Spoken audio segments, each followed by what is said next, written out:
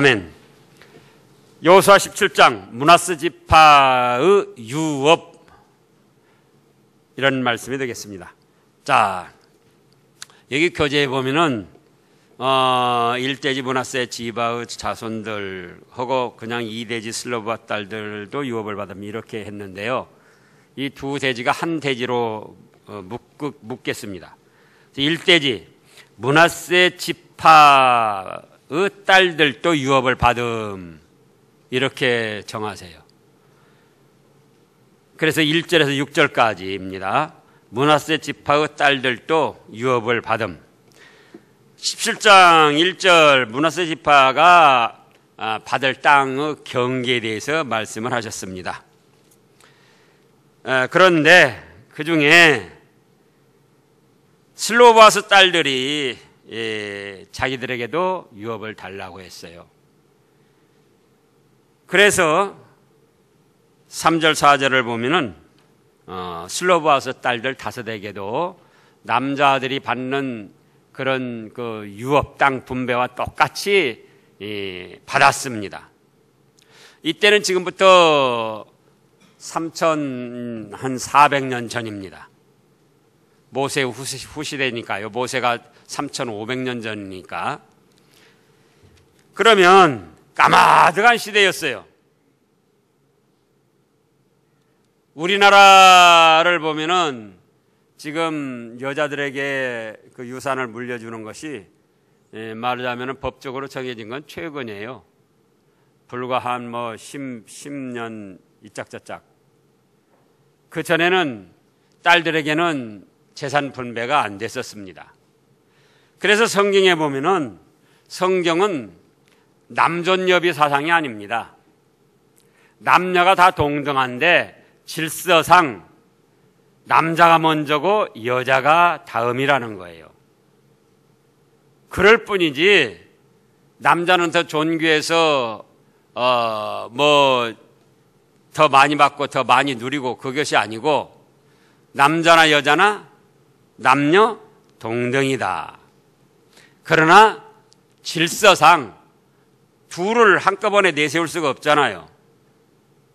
또 창조 원리를 볼 때 여자를 먼저 내세울 수가 없다, 그거예요. 창조 원리가 뭡니까? 하나님께서 아담을 창조하시고 아담이 잠들게 한 후 아담의 갈빗대를 취해서 여자를 만드셨습니다.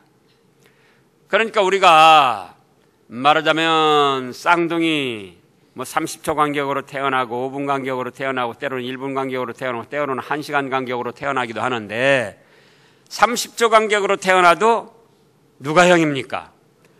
먼저 나온 그 형제가 형이에요. 그래서 먼저 말하고 형으로 더 존중을 해주잖아요. 그러면 동생이라고 해서 존중을 안 해주는가? 다 똑같다, 그겁니다. 그런 것처럼 남녀가 동등한데 창조 원리와 질서상 누가 먼저이다?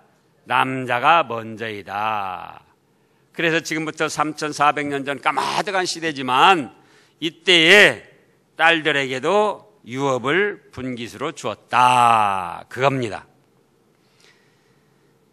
그래서 오늘날도 마찬가지입니다. 안타까운 건 이제 이 남녀 동등이 아니고 여권이 지금 더 강해져 가고 있는데 그것이 이제 문제입니다. 그것이 앞으로 세월이 갈수록 우리나라 지금 그 근대 배경을 볼 때에 여권이 더 강해질 그런 우려가 있는데 믿음의 사람들은 그래서도 안 돼요. 서로 존중하고 서로 사랑하고 서로 협력을 해야 됩니다. 그 다음에 두 번째 대지로는 분깃의 경계 7절에서 13절까지입니다. 이미 지난주에도 말씀을 했습니다. 경계를 하나님이 정해놓으셨어요. 얼만큼? 사람 욕심 것이 아니고 필요한 만큼. 그래서 오늘날도 하나님이 전지전능하시기 때문에 우리 믿음의 사람들에게 얼마든지 축복을 해주시고 얼마든지 받아 누리게 하실 수 있어요. 그런데 하나님은 그런 허황된 허욕에 가득 찬 그런 분이 아니다. 필요한 것만 누리도록 해 주시는, 또 필요한 것은 어떻게든지 공급해 주시는 그런 하나님이십니다.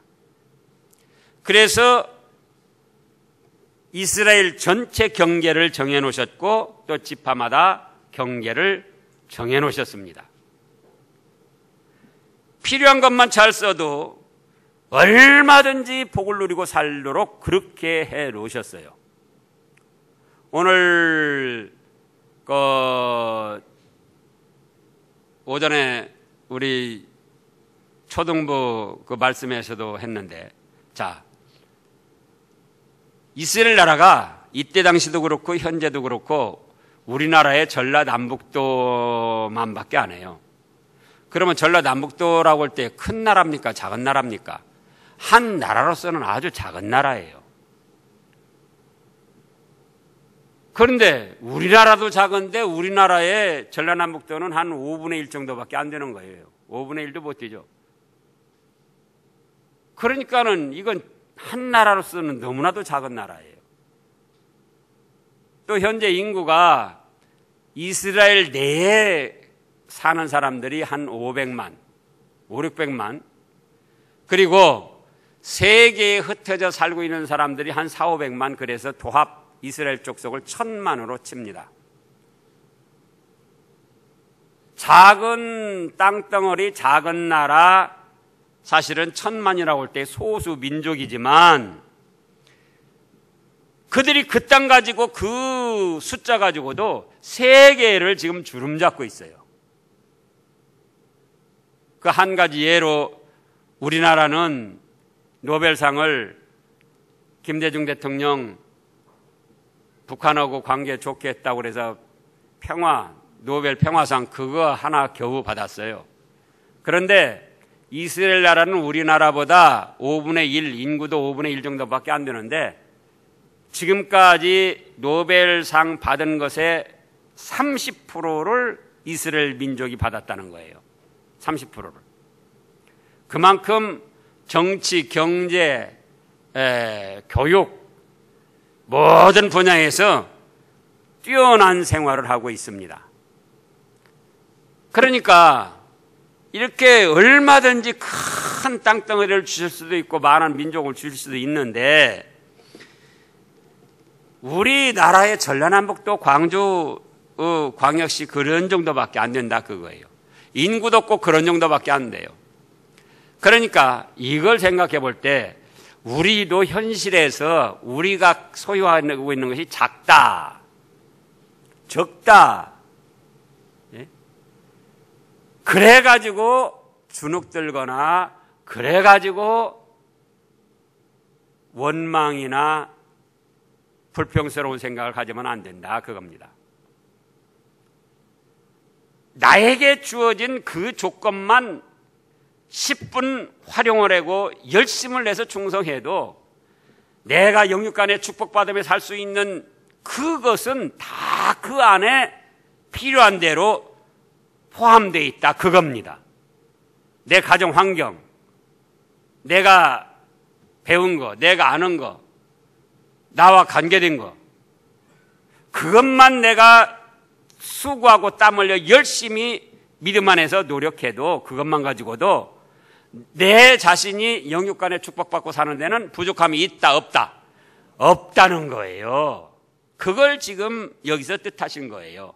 많아야만, 커야만, 그래야만 너희가 행복을 누리는 게 아니다.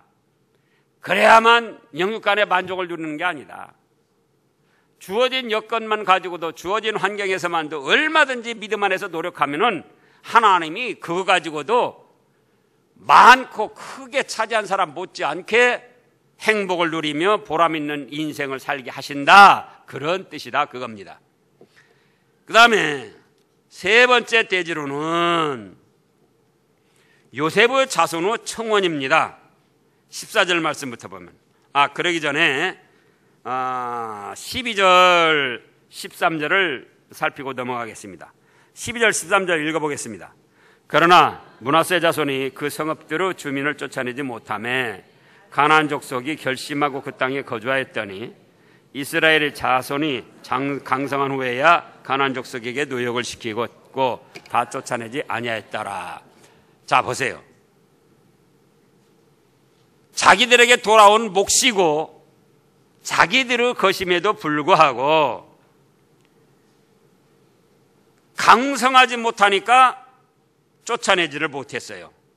므낫세 자손이 그 성읍들의 주민을 쫓아내지 못하며 가나안 족속이 결심하고 그 땅에 거주하였더니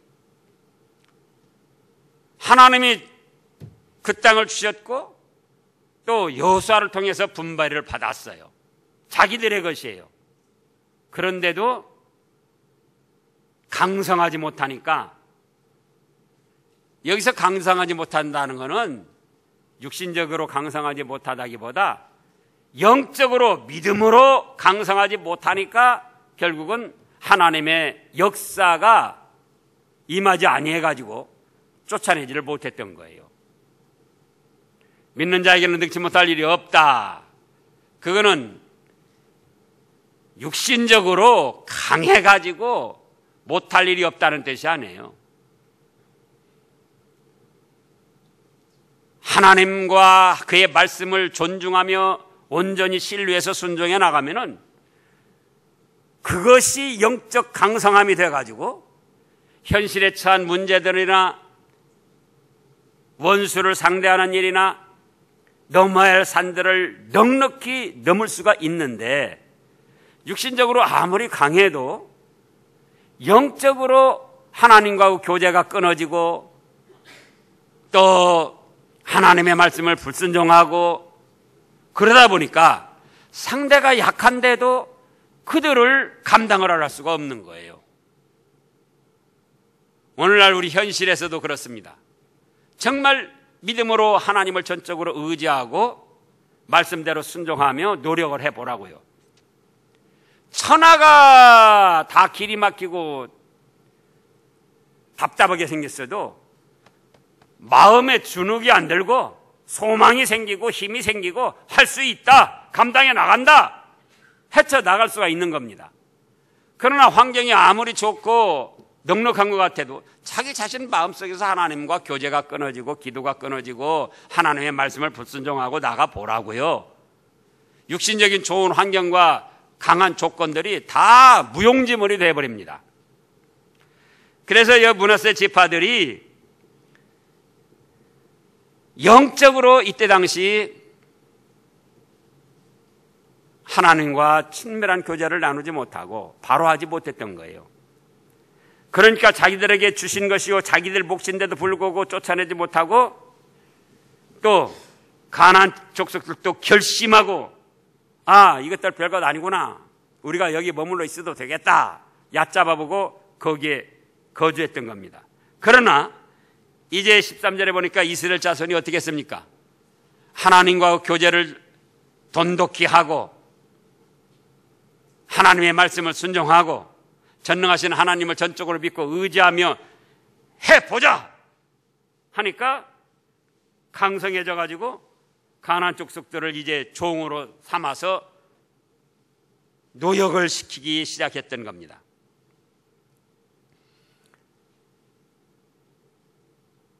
이제 세 번째 대지로 14절부터 보면은 요셉 자손이 청원을 했어요. 우리가 사람이 많고 번성해가지고 이 한몫만 가지고는 부족합니다. 14절에 요셉 자손이 여호수아에게 말하여 이르되 여호와께서 전까지 내게 복을 주심으로 내가 큰 민족이 되었거늘 당신이 나의 기업을 위하여 한 제비 한 분깃만 내게 주심은 어찌미니까 하니 여호수아가 그들에게 이르되 네가 큰 민족이 되므로 에브라임 산지가 네게 너무 좁을진데 브리스 족속과 르바임 족속의 땅 삼림에 올라가서 스스로 개척하라. 그래, 그렇다. 너희가 번성해서 사람은 많은데 너희가 분배받은 땅은 적구나. 그러면 이거는 땅이 필요한 겁니까? 필요치 않은 겁니까? 자손들의 번성함에 비해서 땅이 필요해요? 필요치 않아요? 필요한 거예요. 욕심이 아니고 현실에서 삶에 필요한 거는 구하라는 거예요. 어떻게 하라고요? 구하라는 거예요. 구하는데 하나님이 주시겠다. 구하면 하나님이 주시겠다. 그런데 하나님이 주시는 것도 너희가 힘써서 개척해야 얻을 수 있다. 그겁니다. 어떻게 해야 얻을 수 있다고요? 힘써서 개척해라. 예? 가만히 앉아서 입만 벌리고 감나무에서 감이 떨어지기 바라지 말고 개척을 하라는 거예요. 필요한 것은 구하라. 그런데 어떻게 하라고요? 개척해서 쟁취하라. 그겁니다. 지난주 말씀에서도 하나님의 나라는 침노하는 자에게 침노를 당한다. 그렇게 말씀을 했습니다. 역시 마찬가지예요. 세상에 공짜는 하나도 없습니다. 육신의 일에 있어서도 공짜는 하나도 없어요. 믿음의 일에 있어서도 공짜는 하나도 없습니다. 하나님이 수많은 축복을 예배해 놓으시고 내려주시려고 하시지만 가만히 앉아있는 사람에게, 입만 딸썩거리는 사람에게 주시지 않아요.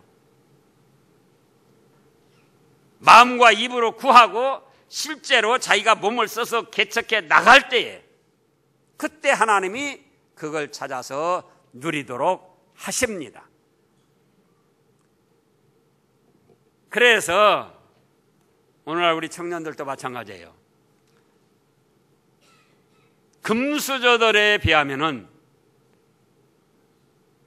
주눅이 들 수가 있어요.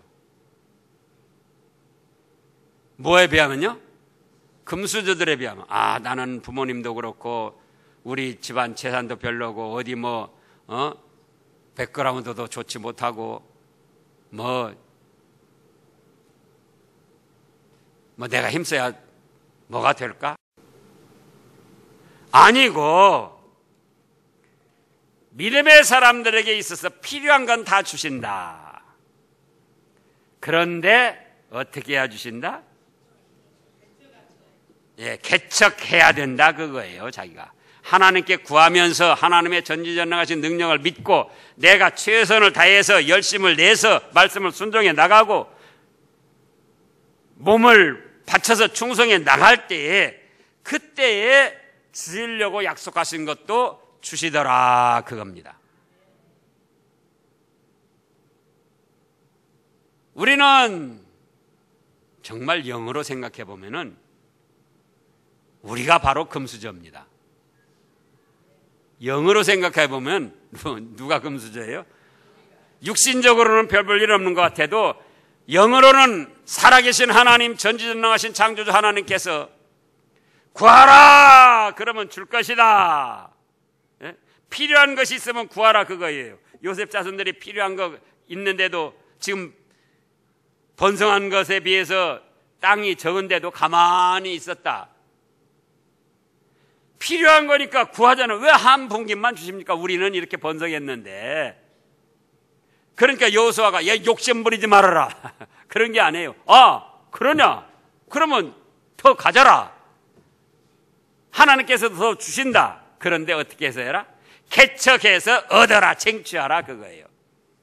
그래서 우리 청년들도 영적으로는 우리가 금수저, 하나님의 도우심을 받고 은혜를 받는 우리가 금수저인 줄 알고 자부심을 가지고 현재 있는 그 환경과 조건, 자기의 재능을 이용해서 최선을 다해 나가면은 우리도 누구 못지않게 성공적인 인생을 살 수가 있고 행복한 삶을 살 수가 있게 되는 겁니다. 기도하겠습니다.